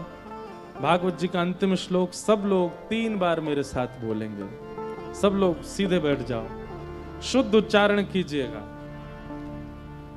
नाम संकीर्तनम यस्य, नाम संकीर्तनम यस्य, सर्व पाप प्रणाशनो, सर्व पाप प्रणाशनो, प्रणामो दुख समनः, प्रणामो दुख समनः, तम नमामि हरिं परम, तम नमामि हरिं परम। नाम संकीर्तनम यस्य, नाम संकीर्तनम यस्य, सर्व पाप प्रणाशनो, सर्व पाप प्रणाशनो, प्रणामो दुख समनः, प्रणामो दुख समनः, तम नमामि हरिं परम, तम नमामि हरिं परम। नाम संकीर्तनम यस्य, नाम संकीर्तनम यस्य, सर्व पाप प्रणाशनो, सर्व पाप प्रणाशनो, प्रणामो दुख समनः, प्रणामो दुख समनः, तम नमामि हरिं परम, तम नमामि हरिं परम, तम नमामि हरिं परम, तम नमामि हरिं परम, तम नमामि हरिं परम। तम नमामि हरिं परम। जय जय श्री राधे, जय जय श्री राधे, जय जय श्री राधे। श्री जगन्नाथ महाप्रभु की जय, बलभद्र सुभद्रा मैया की, लीलाचल धाम की जय, नील चक्र की जय, सुदर्शन जी महाराज की जय, साक्षी गोपाल की जय, समुद्र नारायण भगवान की जय, जय जय श्री राधे, प्यारे गिरधर लाल की जय। श्यामा हृदय कमल सो प्रगटो, श्यामा हृदय कमल सो प्रगटो, श्यामा हृदय कमल सो प्रगटो, श्यामा हृदय कमल सो प्रगटो, और श्याम हृदय कुम्हार वृंदावन प्यारो वृंदावन,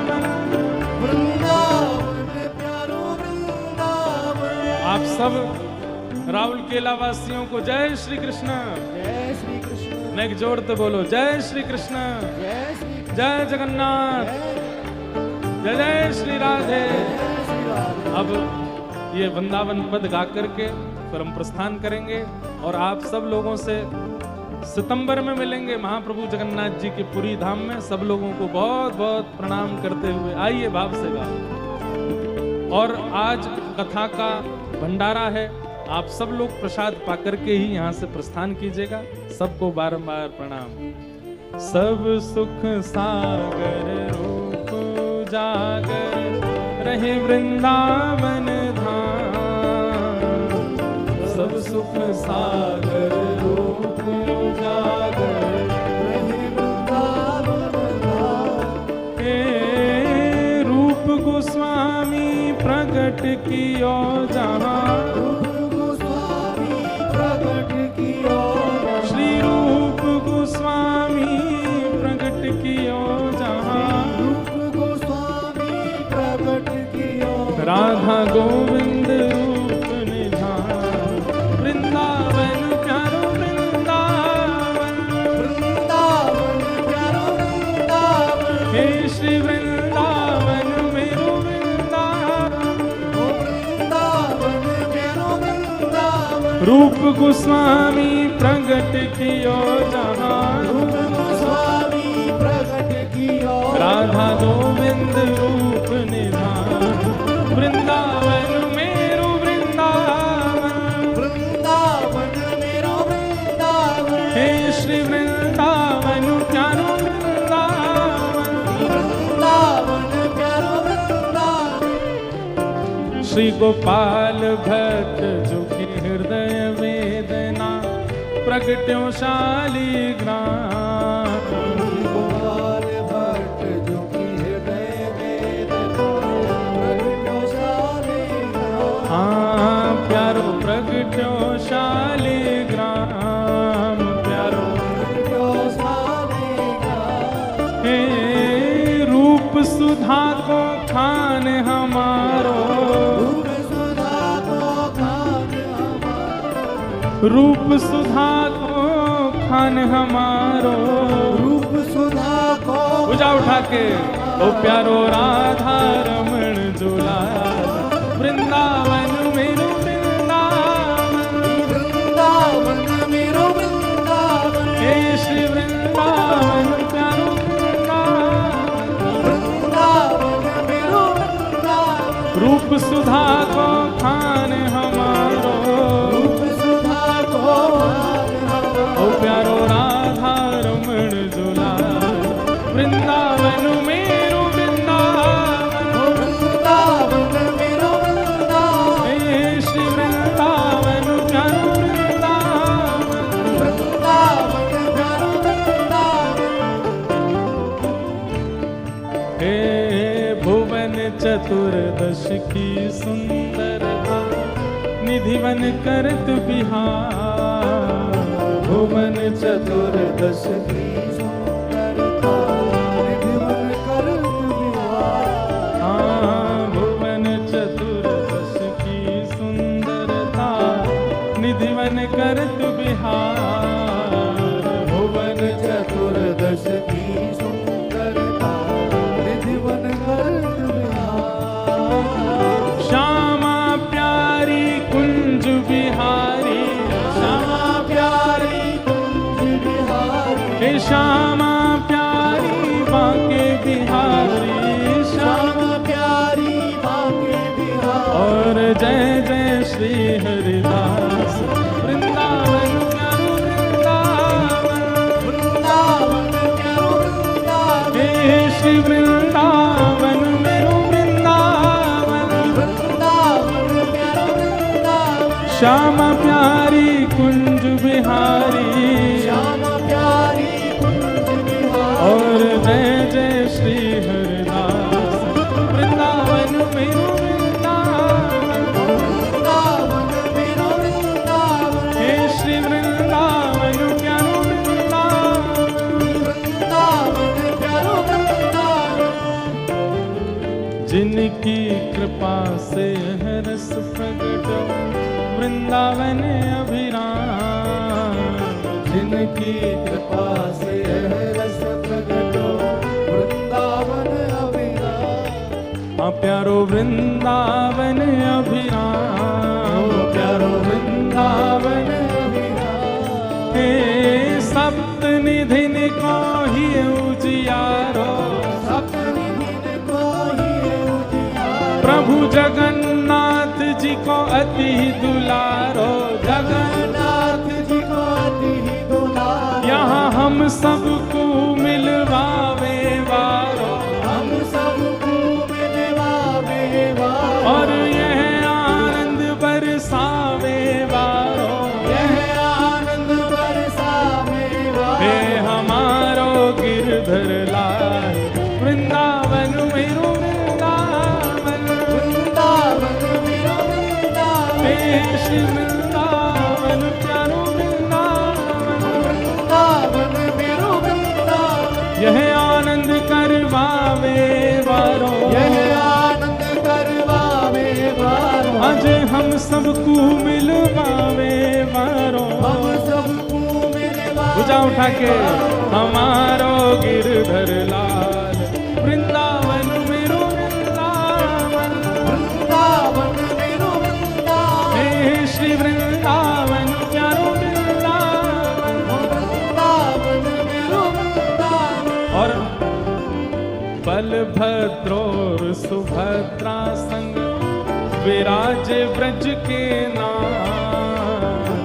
बलभद्र और सुभद्रा संग विराजे ब्रज के नाम। हाँ बलभद्र और सुभद्रा संग विराजे ब्रज के नाम। बलभद्र और सुभद्रा विराजे ब्रज के नाम। हे रथ आरूढ़ भय नंद नंदन। रथ आरूढ़ भय नंद नंदन। रथ आरूढ़ भय नंद नंदन। रथ आरूढ़ भय। भुजा उठा के कहलाए जगत के नाम। वृंदावन मेरो वृंदावन। वृंदावन मेरो वृंदावन। हे श्री वृंदावन मेरो वृंदावन। वृंदावन मेरो वृंदावन। रथ आरूढ़ भय नंद नंदन। रथ आरूढ़ भय नंद ओ कहलाए जगत के नाम। वृंदावन मेरो वृंदावन। वृंदावन मेरो वृंदावन। हे श्री वृंदावन प्यारो वृंदावन। वृंदावन प्यारो वृंदावन। हे पूरी जगन्नाथ भजो राधे गोविंदा। पूरी जगन्नाथ भजो राधे गोविंदा। हे नाथों के नाथ भजो राधे गोविंदा। नाथों के नाथ भजो राधे गोविंदा। भजो राधे राधे राधे राधे राधे गोविंदा। भजो राधे राधे राधे राधे राधे गोविंदा। भजो राधे राधे राधे राधे राधे गोविंदा। राधे राधे राधे राधे राधे गोविंदा। हे नीलाद्रीनाथ भजो राधे गोविंदा।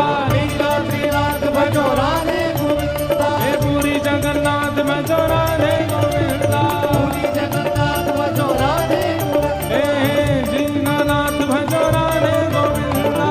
दीनानाथ भजो राधे गोविंदा। हे श्री जगन्नाथ भजो राधे गोविंदा। जगन्नाथ भजो जय जय श्री राम। जय जय श्री राम।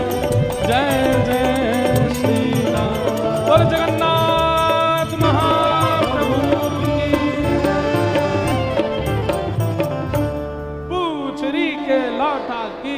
हो, हो। क्या बात है वंशी वारे। आप सबको प्रणाम करते हैं। राहुल किला की कथा को यहीं विश्राम देते हैं। अब 2 जून से श्री गोवर्धन में गिरिराज जी की तलेटी में कथा का प्रारंभ होगा। वहां 7 दिनों तक वृंदावन महिमामृत पर चर्चा होगी। हमारे ब्रज के सुप्रसिद्ध श्री बिहारी जी की सेवा करने वाले संकीर्तन करते हैं, ऐसे चित्र विचित्र बाबा उस कथा का आयोजन कर रहे हैं। 2 से लेकर के 8 जून तक श्री गिरिराज जी की तलेटी में गोवर्धन में कथा होगी। बड़े प्रेम और भाव से आप सब लोग उसका आस्वादन कीजिएगा। सबको जय श्री कृष्ण। जय श्री कृष्ण।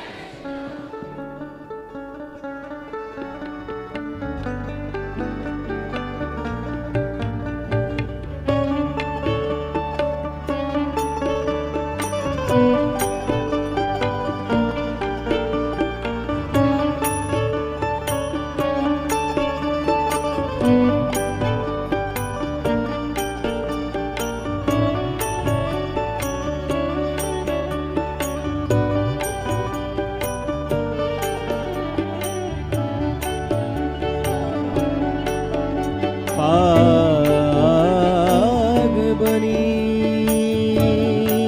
पटका बनो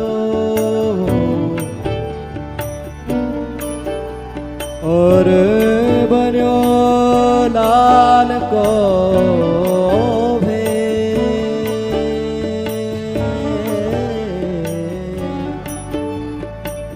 जय जय जगन्नाथ महाप्रभु की सखी दौर आरती रे। आरती अति पावन पुराण की। आरती अति पावन पुराण ओ धर्म भक्ति विज्ञान खान की। धर्म भक्ति विज्ञान खान के। महापुराण भागवत निर्मल सुख मुख विगान तरीगा कल्प फल परमानंद सुधारस में लीलाती रस रस निधान के। आरती अति पावन पुराण के। परमहंस मुनि मन उल्लास रस केड़ रस रास विलास भुक्ति मुक्ति रति प्रेम सुदास कथा जन प्रिय सुजान की। धर्म भक्ति विज्ञान खान की। आरती अति आरती आरती अति पावन पुराण की। श्री सुगंधि पुष्पाणि यथा कालोद्भवा।